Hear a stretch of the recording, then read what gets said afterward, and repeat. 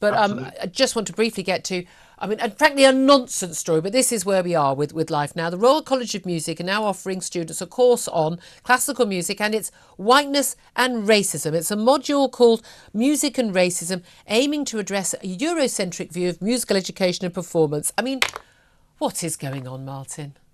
Yeah, I mean, obviously, without a doubt, much classical music was dominated by white men who worked in a particular culture. Having an awareness of that assists in getting context of past events and actions.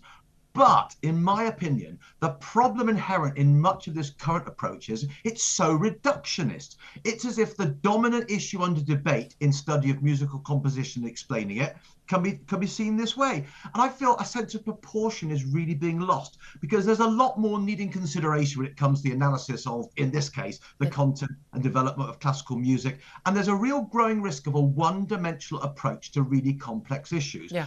The danger is, having gone from a situation where there were things that we just didn't talk about at all, we're now taking the approach that everything has to be dominated by that. Yeah, but again, but it's also this whole oppressor oppressed and, white bad, black good. And so it's very bizarre. But the thing is, reality, classical music, as we think of classical music, is a European thing. We've got classical music of every other culture, but in countries that are not predominantly white. Of course, virtually all the classical music we think about, which certainly over the centuries, will have been made by not just white people but white men.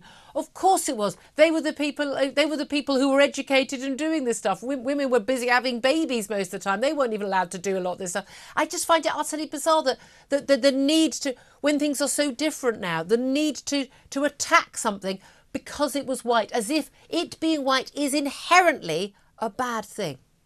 And that, I think, is the problem with this reductionist approach. It's as if everything can simply be crammed into one area and seen through this one dominant lens. Yes, that's the context. We know the context. It will have influenced some things. But at the end of the day, we can study this in its own right, and we can study the cultures that led to it. But at the end of the day, this is not, in my opinion, the way that we should approach the study of classical music. It's the context, but let's not get obsessed with this as if there's no other thing that really explains this, and as if this one issue explains the whole of the development of this area. Exactly. But also, it's fascinating how much it's always about, say, again, it'll be about black and white.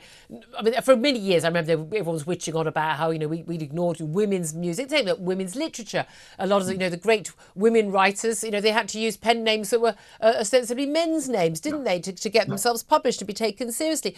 But everyone also seems to ignore the fact that largely, cultural, contributions are made by, the aristocrats, the middle classes. If you were working as a peasant on a farm, if you were working, 6 days a week drudgery in a factory, what a surprise! You weren't writing a wonderful symphony, and you weren't writing great works of literature or painting great oil paintings. Of course you weren't. You were trying to get enough food to feed your family, but that doesn't seem to bother these people.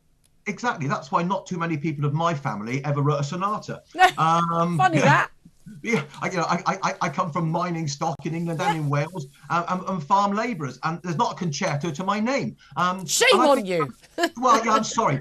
Go back in a time machine and tell them to get their act together, get in from the plough and do some writing. But basically, let's just enjoy some of these things for what they are. Exactly. Without caring with the colour of the skin of the person who made it. It's bizarre, isn't it? Martyn Whittock, thank you for joining us. So glad